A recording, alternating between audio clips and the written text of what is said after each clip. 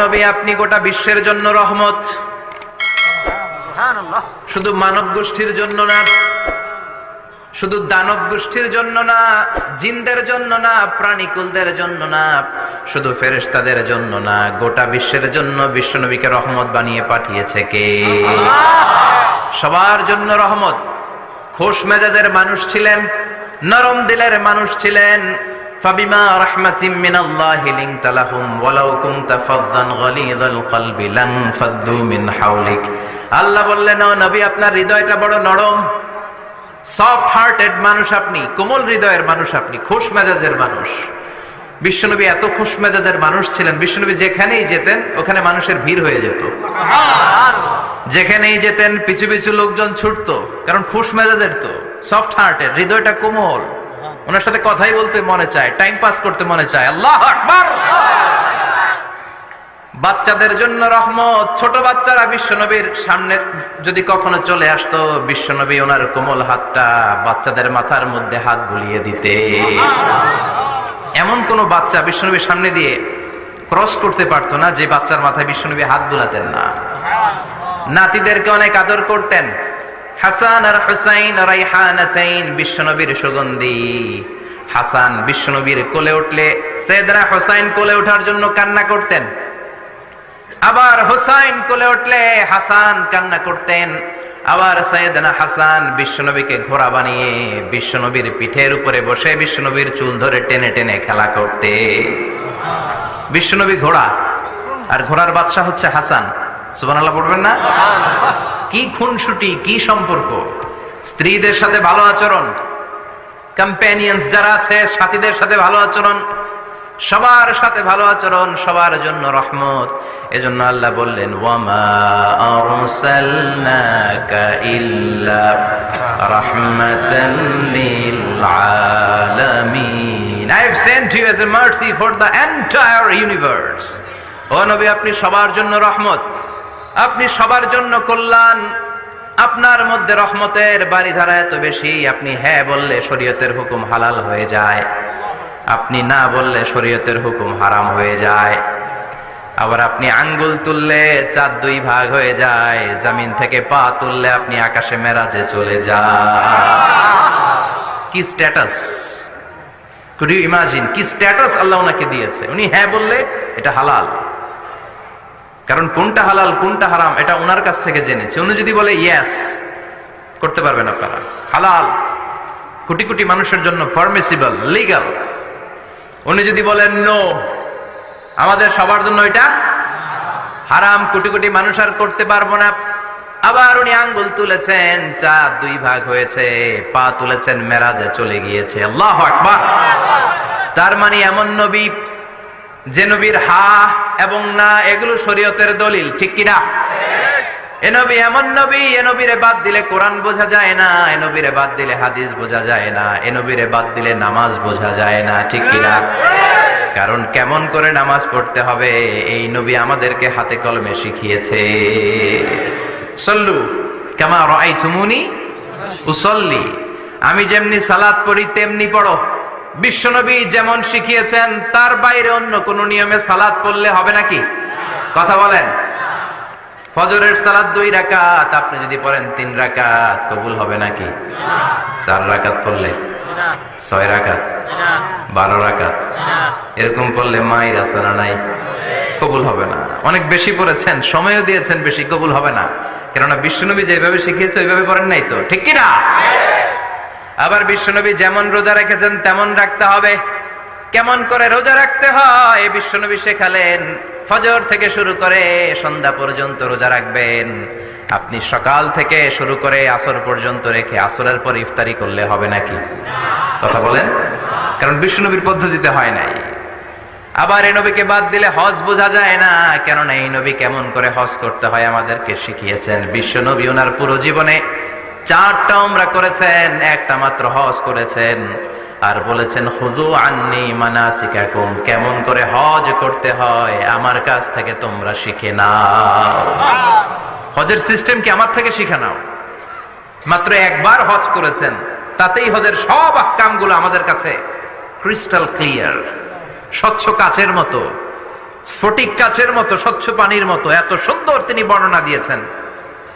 এই বর্ণনার উপর ভিত্তি করে লক্ষ লক্ষ মানুষ গোটা বিশ্ব থেকে কাবার প্রান্তরে জমা হয়, ঠিক কিনা? মাসাবাতান লিন্নাসি ওয়া আমনা, গোটা বিশ্বের মানুষের মিলন কেন্দ্র। আপনি যখন মসজিদুল হারামে যাবেন, মসজিদে নববীতে যাবেন, দেখবেন আজান হয়ে গেলে লক্ষ লক্ষ মানুষ কাবার দিকে ছুটে, ঠিক কিনা? আজান হওয়ার সাথে সাথে শারে আল হিজরা দিয়ে, জারওয়াল দিয়ে, গাজ্জা দিয়ে, আজিয়াদ রোড দিয়ে পঙ্গপালের মতো মানুষগুলো কাবা কেন্দ্রিক হতে শুরু করে। কারণ কাবা হচ্ছে অ্যাসেম্বলি পয়েন্ট, গ্যাদারিং পয়েন্ট, এটা মিলন কেন্দ্র। এই কাবাকে কেন্দ্র করে প্রতিদিন লক্ষ লক্ষ মানুষের মিলন মেলা বসে। চিল্লায় বলেন ঠিক কিনা? কেমন করে হজ পালন করবেন বিশ্বনবী শেখালেন। কারণ বিশ্বনবীরে বাদ দিলে হজ বোঝা যায় না। তার মানে বুঝলাম উনি হ্যাঁ বললে হালাল, না বললে হারাম। উনারে বাদ তো কোরআন বাদ, উনি বাদ তো হাদিস বাদ। কথা বলেন? উনি বাদ তো নামাজ বাদ, উনি বাদ তো রোজা বাদ, উনি বাদ তো হজ বাদ। এজন্য উনারে বাদ দিলে কোরআন বোঝা যায় না, নামাজ বোঝা যায় না, উনারে বাদ দিলে হজ বোঝা যায় না। তাই উনার সাথে যারা বেয়াদবি করবে ওদেরকেও এমনি এমনি ছেড়ে দেয়া যায় না।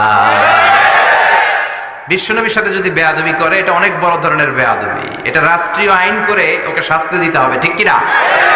বিশ্বনবীর বিরুদ্ধে যদি ব্লগে কিছু লিখে, কেউ ব্লগ লিখে, বিশ্বনবীর পারিবারিক জীবন নিয়ে যদি কেউ কটু কথা বলে, বাজে মন্তব্য করে, বিশ্বনবীর ব্যাপারে যদি শাহবাগের চত্বর থেকে, প্রজন্ম চত্বর থেকে কোনো কথা বলে, ওই বেয়াদব গুলারে ফাঁসির রশিতে ঝুলানোর দরকার আছে না নাই? Very sensitive issue. বিশ্বনবীর সম্মান গোটা উম্মার সম্মান। কারণ বিশ্বনবী বাদ তো পুরো ইসলাম বাদ। এজন্য আমার নবীর বিরুদ্ধে কথা বললে ওর সাথে আমাদের কোনো কথা নাই। চিল্লায় বলেন ঠিক কিনা? এই সেনসিটিভ ইস্যুতে আমরা সবাই এক। এখানে জামাত ইসলাম নাই, হেফাজত ইসলাম নাই, তাবলীগ নাই, আলিয়া নাই, কওমি নাই। বিশ্বনবীর সাথে বেয়াদবি করলে ওগুলোকে রাষ্ট্রীয়ভাবে ফাঁসি দেওয়ার দরকার, শাস্তি দেওয়ার দরকার আছে না নাই? সবাই একমত? এই বেয়াদবগুলোর সাথে আমাদের কোনো সম্পর্ক নাই। চিল্লায় বলেন ঠিক কিনা? এই বেয়াদবগুলো যদি নবীর ব্যাপারে আর কিছু বলে সবাই মাঠে নামতে রাজি আছেন তো? এদের বিরুদ্ধে মুষ্টিবদ্ধ হাত নিয়ে ময়দানে থাকতে রাজি আছো তো মুসলমান? যারা কারা রাজি হাত তুলে আল্লাহর দেখা।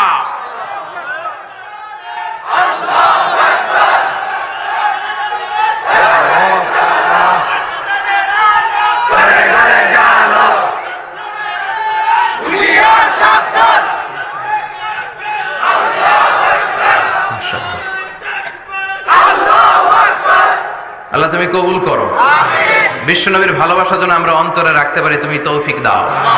বিশ্বনবীর অনুসরণ এবং ভালোবাসা ছাড়া আল্লাহকে পাওয়া যাবে? আল্লাহকে যে পাইতে চায় হাজরাতের অনুসরণে, আরশ কুরসি লৌহ কালাম না চাইতে পেয়েছে সে।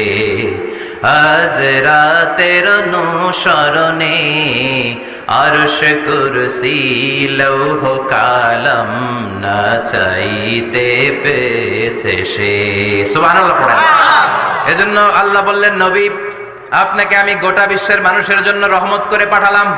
আবার আপনার চরিত্রটা গোটা বিশ্বের মানুষের জন্য আমি মডেল করে দিলাম। আল্লাহু আকবার। ওয়া ইন্নাকা লাআলা খুলুকিন আযীম। ও নবী, চমৎকার একটা চরিত্রের উপরে আমি আপনাকে প্রতিষ্ঠিত রেখেছি। And verily you are on a very good standard of character. ও নবী, আপনার চরিত্রটা বড় সুন্দর। আপনার চরিত্রের মতো গোটা বিশ্বের কারো চরিত্র হতে পারে না। পা থেকে মাথা পর্যন্ত বিশ্বনবীর চরিত্রে একটা কালো দাগ বসানোর মতো ক্ষমতা কারো আছে নাকি? কারণ বিশ্বনবীর চরিত্র হলো কোরআনের চরিত্র। মা আয়েশাকে বলা হলো, মা আমাদের পেয়ারা নবীর চরিত্র কেমন ছিল আমাদেরকে বলে শোনান। মা আয়েশা বললেন, ও সাহাবীরা, বিশ্বনবীর চরিত্র ছিল কোরআনের চরিত্র। কানা খুলুকুহু আল কোরআন। বিশ্বনবীর চরিত্র ছিল কোরআনের চরিত্র। পুরো কোরআনে 30 পারাতে থিওরিটিক্যালি যা বলে শোনানো হয়েছে, বিশ্বনবীর জীবনীতে চরিত্রে প্র্যাকটিক্যালি ওই সব কিছু করে দেখানো হয়েছে। পুরো কোরআনে 30 পারাতে থিওরিটিক্যালি যা বলা, বিশ্বনবীর চরিত্রে প্র্যাকটিক্যালি সেটা করে দেখানো। সুবহানাল্লাহ বাড়িতে যে বলেন। আবার বিশ্বনবীর আরেক স্ত্রী উম্মে সালামা বলতেন, ইনদামা ইয়ামশি রাসূলুল্লাহ আলাল আরদি কাআন্নাল কুরআনা ইয়ামশি আলাইহি, যখন বিশ্বনবী রাস্তার উপর দিয়ে হেঁটে যেত মনে হয় কোরআন শরীফটা রাস্তার উপর দিয়ে হেঁটে হেঁটে যায়। কোরআনুল কারীম রাস্তা দিয়ে হেঁটে হেঁটে যাচ্ছে, মনে হচ্ছে যে এটা বিশ্বনবী নয়, এটা জীবন্ত কোরআন। পড়েন আল্লাহু আকবার। এজন্য এই নবীকে আল্লাহ এমন স্ট্যাটাস দিয়েছেন, পৃথিবীর কোন নবীকে তেমন স্ট্যাটাস দিয়েছে নাকি? এই নবীকে আল্লাহ এমন মর্যাদা দিয়েছে, গোটা বিশ্বের কাউকে এমন মর্যাদা দিয়েছে নাকি? এমন কিছু গুণাবলী, ক্যারেক্টারিস্টিক্স আল্লাহ বিশ্ব নবীকে দিয়েছে, পৃথিবীর কোন নবীকে সেগুলো দেয় নাই। সুবহানাল্লাহ। খুশি না বেজার? খুশি তো সবাই। কি দিয়েছেন, কি স্পেশাল এক্সট্রা স্ট্যাটাস আল্লাহ তাআলা বিশ্ব নবীকে দিয়েছেন আমরা শুনি। এক নাম্বার স্ট্যাটাস হলো সাহিবু শাক্কি সাদর। বিশ্ব নবীর সিনা চাক হয়েছে, পৃথিবীর কোন নবীর সেটা হয় নাই। সুবহানাল্লাহ। দুইবার হয়েছে এটা বিশ্ব নবীর জীবনে। হালিমাতুস সাদিয়ার বাড়িতে যখন দুধ পান করতে গিয়েছিল তখন হয়েছিল, আবার মেরাজের রাতে হয়েছিল। উম্মে হানির ঘর থেকে চলে সাইয়েদনা জিবরাইল বিশ্ব নবীকে হাতিমে কাবায় শুইয়ে দিলেন, এরপর গলার নিচ থেকে শুরু করে নাভি পর্যন্ত বুকটা কেটে ফেললেন, বিশ্বনবীর হৃদয়টাকে বের করলেন, জামজামের পানি দিয়ে ধৌত করলেন, আবার পেটের ভেতরে হৃদয়টাকে ঢুকিয়ে দিলেন। দিস ইজ কল্ড শাক্কে সাদার। উর্দু ফার্সিতে বলে সিনা চাক, ইংরেজিতে বলে ওপেন হার্ট সার্জারি। সুবহানাল্লাহ পড়বেন না? আমাদের অনেকের ওপেন হার্ট সার্জারি হয় না, গলা থেকে নাভি পর্যন্ত কাটা, সেলাই করে দিলে আবার বাঁচে। এটা বিশ্বনবীর সিনা চাক থেকে আবিষ্কার হয়েছে। পড়েন আল্লাহু আকবার। যে সমস্ত সাহাবারা বিশ্বনবীকে খালি গায়ে দেখেছে, উদম গায়ে দেখেছে, তারা বর্ণনা করেছে দুইটা কাপড় মাঝখান দিয়ে সেলাই করলে যেমনি দাগ দেখা যায়, আমরা বিশ্বনবীর গলা থেকে নাভি পর্যন্ত এরকম সেলাইয়ের দাগ দেখতে পেয়েছি। শাক্কুস সাদর, special status of the last Messenger Muhammad সাল্লাল্লাহু। আর কোন নবীকে আল্লাহ এটা দেয় নাই। খুশি না বেজার? আবার উনি হলেন সাহিবুল মেরাজ। ওনার মেরাজ হয়েছে, আর কোন নবীর হয়েছে নাকি? কথা বলেন। বিশ্বনবীর হৃদয়টা বড় ভাঙা, কলিজার টুকরা স্ত্রী খাদিজা নাই, যাকে সবচেয়ে ভালোবাসতেন, সবচেয়ে পেয়ার করতেন, যাকে মাহাব্বাত করতেন। এবং সাইয়েদাতুনা খাদিজার জন্য বিশ্বনবী মা আয়েশাকে ধমকও দিয়েছেন। সাইয়েদাতুনা খাদিজার কথা যখন বিশ্বনবী বলে বেড়ায় মা আয়েশার কাছে, খাদিজার কথা বললে মা আয়েশা বলতেন, ও নবী, কোন জাহিলি যুগে এক বুড়ি মহিলার সাথে আপনার বিয়ে হয়েছিল, মরে গিয়েছে, কবরে শুয়ে আছে। ওই মহিলার পরে কত সুন্দরী সুন্দরী নারীরা আমরা আপনার ঘরে আসলাম, তারপরে ওই বুড়ির কথা আমাদেরকে বলেন কেন? ওই বুড়ির কথা শোনান কেন? বিশ্বনবী রেগে গেলেন। সাইয়েদাতুনা খাদিজাকে বুড়ি বলার কারণে বিশ্বনবী মা আয়েশার চোয়ালটা এইভাবে চেপে ধরেছে। কোনদিন স্ত্রীর গায়ে হাত তোলেননি, শুধু এই একবার খাদিজাকে বুড়ি বলার কারণে মা আয়েশার থুতনি চেপে ধরেছিলেন। আল্লাহু আকবার। আবার বিশ্বনবী বলতেন, রুজিকতু হুব্বাহা, খাদিজার ভালোবাসা আল্লাহ আমার হৃদয়ে ঢুকিয়ে দিয়েছে। আবার বিশ্বনবী দোয়া করলে বলতেন, ও আল্লাহ, ওই কিয়ামতের ময়দানে যেদিন বন্ধু বন্ধুরে চিনবে না, বাবা ছেলেরে চিনবে না, মা তার মেয়েরে চিনবে না, পীর সাহেব মুরিদরে চিনবে না, মুরিদ পীর সাহেবরে চিনবে না, ওই কঠিন দিনে যেন আমি আমার কলিজার টুকরা খাদিজারে ভুলে না যাই। ওই কঠিন দিনে আমি যেন আমার খাদিজারে চিনতে পারি। সুবহানাল্লাহ। তার মানে ভালোবাসা বেশি না কম? সাইয়েদাতুনা খাদিজা ইন্তেকাল করলেন, জাবালে হাজুনের পাশে ওনার কবর।